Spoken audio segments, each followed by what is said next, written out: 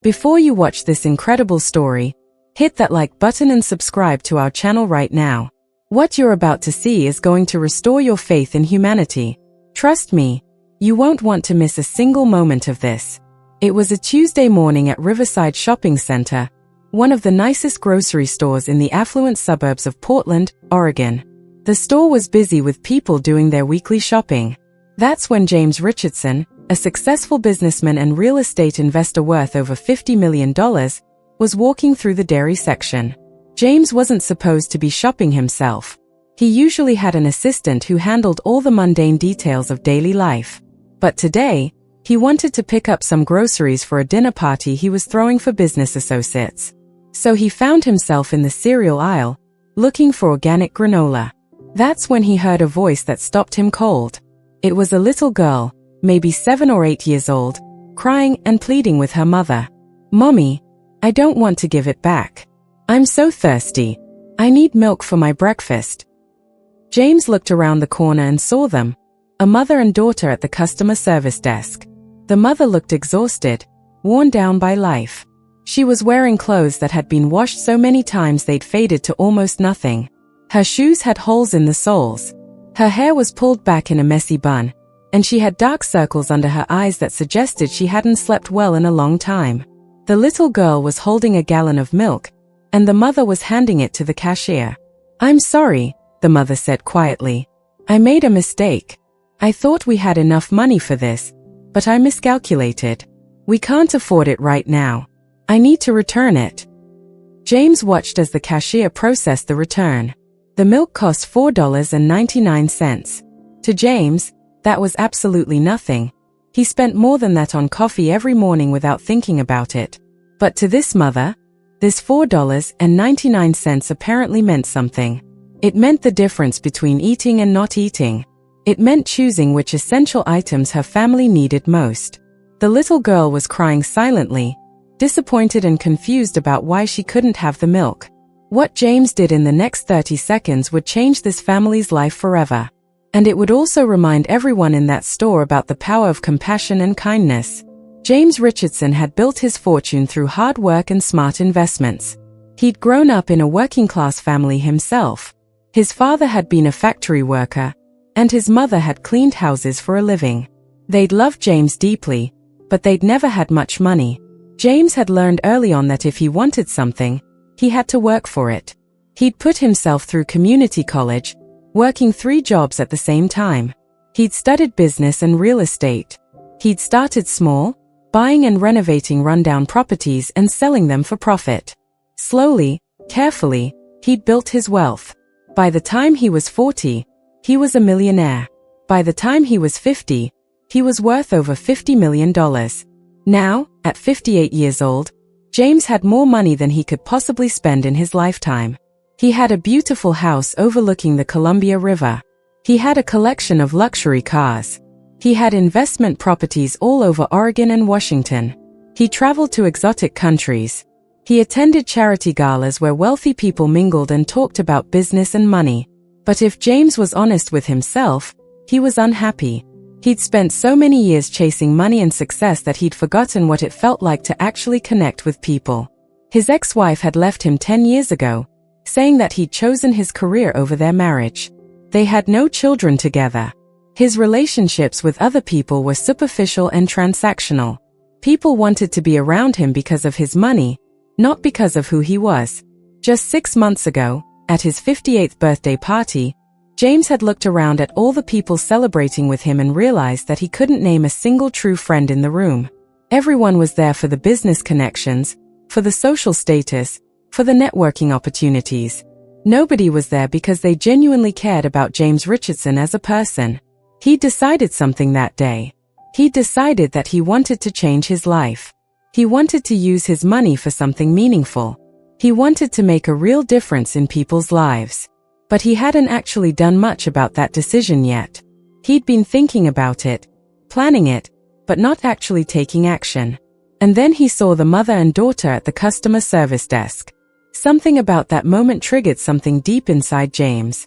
He thought about his own childhood.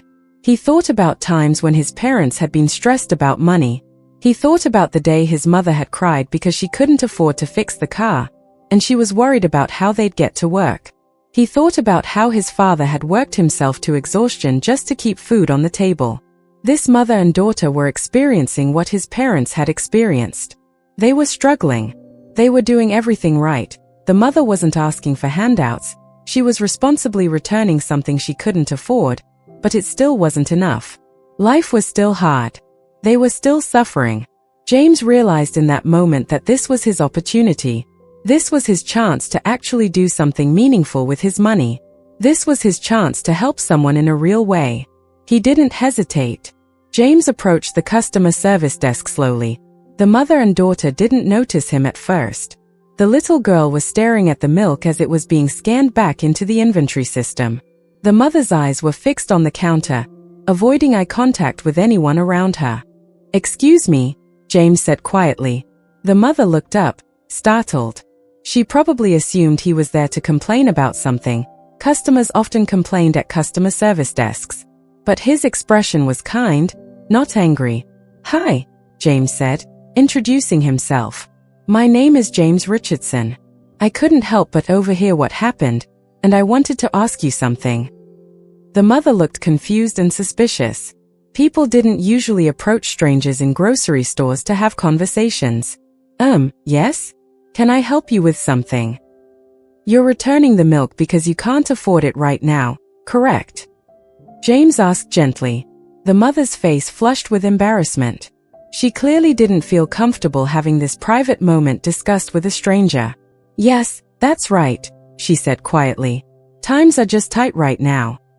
Her daughter looked down at her feet, embarrassed too. Children could sense when their parents were struggling, when they were ashamed. The little girl understood that her mother was sad about not being able to buy the milk. "I understand," James said. "My parents struggled with money when I was growing up too. I know how hard it is." He paused, looking at the mother with genuine compassion in his eyes. "I have a proposition for you," he said. "What's your name?" "Jessica," the mother said. "And this is my daughter, Sophie." "Jessica and Sophie," James repeated, committing their names to memory. "Here's what I want to do. I'm going to buy that milk for you right now. And I'm also going to give you something else. I'm going to give you my business card. On the back of this card, I've written my phone number. I want you to call me later today." Jessica looked suspicious and confused. "Why would you do that? You don't know us." "Because I believe everyone deserves help sometimes," James replied. "And because I think maybe I can help you, if you're willing to talk to me." He turned to the cashier. "I'll pay for the milk, please," he said, handing over his credit card. The cashier, who'd been watching this entire interaction, processed the transaction. When the credit card went through, the machine registered a name, James Richardson, Millionaire real estate developer. The cashier's eyes widened slightly. He knew who James Richardson was. Everyone in Portland knew that name. James Richardson was wealthy. James Richardson was famous for his business deals and his investments. But the cashier didn't say anything to Jessica. He just completed the transaction, bagged up the milk, and handed it to the little girl, Sophie. Sophie's face lit up with joy. She looked at her mother, confused but happy. "Does this mean I can have the milk now?" Jessica looked at James, still skeptical but grateful. "Thank you," she said, her voice shaky. "I don't know why you did this, but thank you." James handed her his business card. On the front was his name, his company, and his office number. On the back, in his own handwriting, was his personal cell phone number and a simple message, "Call me today. I might be able to help. James." "Please call," James said. "I'd really like to talk to you about your situation and see if there's something I can do to help." Jessica took the card, still confused but now holding a small glimmer of hope. Throughout the store, other customers had been watching this interaction. Some had pulled out their phones and were recording the moment. They'd seen a well-dressed businessman buy milk for a struggling mother and her daughter. In a world that often felt cold and cruel, they'd witnessed an act of genuine kindness. Word spread quickly through the store. Customer service desk workers talked to grocery store employees, who talked to other shoppers. By the time James finished his shopping and left the store, dozens of people knew what he'd done, and they were moved by it. But James didn't do it for recognition. He did it because his heart was telling him to. He did it because he remembered what it felt like to struggle. And he did it because he finally understood that money was worthless if it wasn't used to help other people. Jessica called James that afternoon, her voice nervous and uncertain. He invited her to come to his office the next day so they could talk in a more private setting. When Jessica and Sophie walked into James's office the next morning, they were overwhelmed. The office was beautiful, floor-to-ceiling windows overlooking the city, expensive furniture, artwork on the walls. Sophie had never seen anything like it. Jessica felt out of place, like she didn't belong in such an elegant space. But James welcomed them with genuine warmth. He had Sophie sit at his desk and draw pictures while he talked to Jessica in a more private area of the office. "Tell me about your situation," James said, and he listened without judgment as Jessica explained her life. She was a single mother. Her husband had abandoned the family 3 years ago, leaving her with nothing but debt and 2 children to raise. She worked 2 jobs, one as a cleaning lady at an office building at night, and one as a part-time assistant at a law firm during the day. But even with 2 jobs, she barely made enough to pay rent, utilities, and food. There was no money left for emergencies, no money for her children's medical needs, and definitely no money for things like milk or basic groceries. She had an older son, too, Timothy, who was 10 years old. Timothy was gifted, Jessica explained, with genuine pride in her voice. He was doing well in school despite their difficult circumstances. His teachers said he had real potential to go to college someday. But that dream seemed impossible when the family was struggling just to survive day to day. James listened carefully, and by the time Jessica finished explaining her situation, he'd made a decision. "I want to help you," James said. "Not with charity, but with real, meaningful help. I want to help you build a better life for you and your children." Jessica was skeptical. "What do you mean? Help me how?" "First," James said, "I'm going to pay off your debt. I'm going to hire an accountant to go through your finances and figure out exactly how much you owe, and I'm going to pay it off. All of it." Jessica's eyes filled with tears. "I can't let you do that," she said. "That's too much. I can't accept charity." "It's not charity," James replied. "It's an investment in a human being.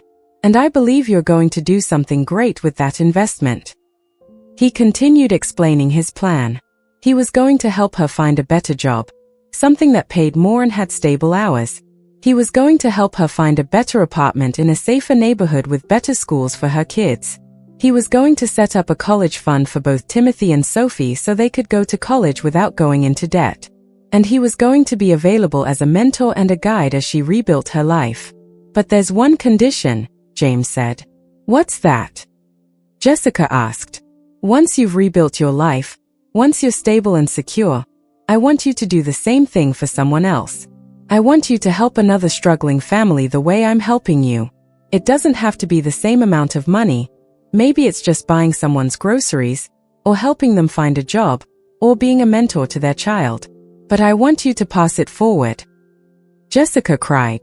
She'd spent so long struggling, so long feeling like the world was against her, like nobody cared. And now here was this stranger, this millionaire who'd seen her in a moment of vulnerability, and instead of judging her, he was reaching out to help her. Over the next 6 months, James's plan came to fruition. He worked with his accountant to pay off Jessica's debt. It totaled about $47,000. He helped her find a job as an office manager at a real estate company, which paid 30% more than her previous jobs combined. He helped her find a safe, clean apartment in a good school district. He set up college funds for both children. But more than just financial help, James became a mentor and a friend. He helped Jessica understand her own worth. He helped her build confidence. He helped her believe that she deserved good things and that her hard work would eventually pay off. Within a year, Jessica's life had transformed completely. She was no longer working 2 jobs. She had time to spend with her children. She was no longer stressed about money every single day. She was no longer choosing between buying milk and paying for other necessities. And Sophie had started to thrive. The little girl who'd cried about not being able to afford milk now had new clothes, new shoes, and the nutrition she needed to grow strong and healthy. The most beautiful part of the story, though, was what happened when other people found out what James had done. The story of James and Jessica spread through Portland like wildfire. Local news outlets picked it up. Social media users shared it. James Richardson, the wealthy businessman, became known not just for his real estate empire, but for his compassion and his generosity. But something unexpected happened after the story went public. Other wealthy people in Portland started reaching out to James. They wanted to know how they could do the same thing. They wanted to know how they could help struggling families in their community. Some of them were moved by what James had done and wanted to emulate his example. Others simply realized, like James had, that having money without purpose was empty and meaningless. Within a year, James had started a non-profit organization called Second Chances. The organization focused on helping single parents and struggling families rebuild their lives. It provided financial assistance, job training, mentorship, and support. And because James had inspired other wealthy individuals, the organization had substantial funding. Jessica became one of the first success stories, but she wasn't the only one. Over the next 2 years, the organization helped hundreds of families. And as James had requested, many of the people whose lives had been transformed by the organization became mentors and supporters for other struggling families. Jessica kept her promise. Within 2 years of receiving help, she started mentoring other single mothers. She used her own story, her struggle, her pain, her journey to recovery, to inspire and guide other women who were in similar situations. She became a volunteer at the nonprofit, helping to identify families that needed help and connecting them with resources. Timothy, Jessica's older son, was thriving. He had graduated from high school at the top of his class and was now attending Portland State University on a full scholarship. But more importantly, he was using his education to help others. He was majoring in social work because he wanted to dedicate his life to helping families like his own. Sophie had grown into a confident, happy child. She was no longer the girl who cried because she couldn't afford milk. She was a bright, cheerful 7-year-old who was excelling in school and had never forgotten the man who'd helped her family. One day, 3 years after that fateful morning at the grocery store, James sat down with Jessica and her children for lunch. They were at James's favorite restaurant, an upscale place overlooking the river. James had chosen it not to show off his wealth, but because he wanted them to experience the best of what life had to offer. "I want to tell you something," James said to the table. "When I saw you at the grocery store 3 years ago, I was a very wealthy man, but I was also a very lonely and unhappy man. I had money, but I didn't have purpose. I had success, but I didn't have meaning. And then I saw you struggling to afford milk for Sophie, and something changed inside me." He looked at Jessica, Timothy, and Sophie, making eye contact with each of them. "Helping you wasn't just about the money," James continued. "It was about reminding myself that life is about people. It's about connections. It's about using whatever resources we have to make the lives of other people better. And in helping you, you've helped me so much more than I could ever help you." Timothy, who was now in college and articulate about his feelings, asked, "Mr. Richardson, what would you tell other wealthy people about using their money to help others?" James thought about the question carefully before answering. "I would tell them that money is just a tool," he said. "It's neither good nor bad in itself. The goodness or badness comes from how you use it. I spent the first 58 years of my life accumulating money, thinking that more money would make me happier. But the only thing that actually made me happy was using that money to help someone else. That's when I finally understood what my life was supposed to be about." He looked at Jessica again. "And I would tell them what I've learned from you, Jessica. I would tell them that the most powerful people in the world are not the ones with the most money. The most powerful people are the ones with the most resilience, the most determination, and the most love for their families. You've shown me that. You worked 2 jobs while raising 2 children alone. You made sacrifices I can't even imagine. And now you're helping other people do the same. That's true power. That's true wealth." Sophie, who'd been listening carefully, looked up and said something that would stick with James forever. "Mr. Richardson, you gave us milk. But you also gave us hope. That's better than anything." James reached over and squeezed the little girl's hand. "You're absolutely right, Sophie. Hope is the most valuable thing in the world." Later that evening, alone in his house overlooking the river, James reflected on his life. He thought about the person he used to be, focused only on money and success, empty and lonely despite his wealth. He thought about the moment he'd seen Jessica and Sophie at the grocery store. He thought about the decision he'd made to help them, which had changed his entire life. He understood now that money was only a tool. The real wealth was in the connections you made, the difference you made in other people's lives, and the love and compassion you gave and received. James had spent decades accumulating dollars, but it wasn't until he'd learned to accumulate meaning, purpose, and human connection that he'd truly become rich. The story of James and Jessica became more than just a feel-good moment. It became a catalyst for change in Portland. The Second Chances nonprofit grew exponentially. More and more wealthy individuals were inspired to use their money in meaningful ways. More and more struggling families were given the support they needed to rebuild their lives. But the real lesson wasn't about money at all. The real lesson was that kindness and compassion cost nothing, but they can change everything. One moment of seeing someone else's pain and choosing to help instead of walking away, that one moment can change a person's entire life trajectory. James learned that he could spend 58 years making money and still be empty. But it only took one moment of genuine compassion to make him feel full, alive, and purposeful. That was the real richness. That was the real wealth. # Bullseye final call to action. If this story moved your heart, if it made you think about the power of kindness and what it means to truly help someone in need, then I need you to do something right now. Hit that like button. Share this video with someone you know. It doesn't have to be someone who's wealthy. It could be someone who's struggling right now. It could be someone who needs to be reminded that there are kind people in this world. Subscribe to our channel so you never miss these stories about compassion, redemption, and the power of human kindness. Because here's the truth. You don't have to be a millionaire to help someone. You don't have to have $50 million to make a difference in someone's life. You can help with money if you have it, but you can also help with time, with attention, with kindness, with a listening ear. You can help by seeing someone who's struggling and choosing to care instead of choosing to ignore them. There are people struggling right now in your own community. There are parents choosing between buying food and paying for medicine. There are children going to school hungry. There are families living in unstable housing. And most of the time, the reason they're not getting help isn't because there's no money available. It's because there's not enough compassion. It's because people see the struggle and walk away instead of stopping to help. If you have the ability to help someone, please do it. It doesn't have to be a grand gesture. It could be something as simple as buying someone's groceries. It could be giving a homeless person a meal. It could be helping someone find a job. It could be mentoring a young person. It could be volunteering your time at a nonprofit organization.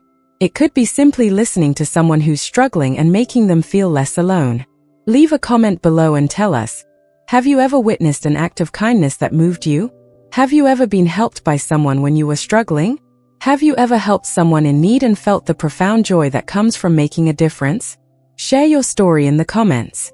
Your experience might inspire someone else to reach out and help their neighbor, their friend, or a stranger they see in a grocery store.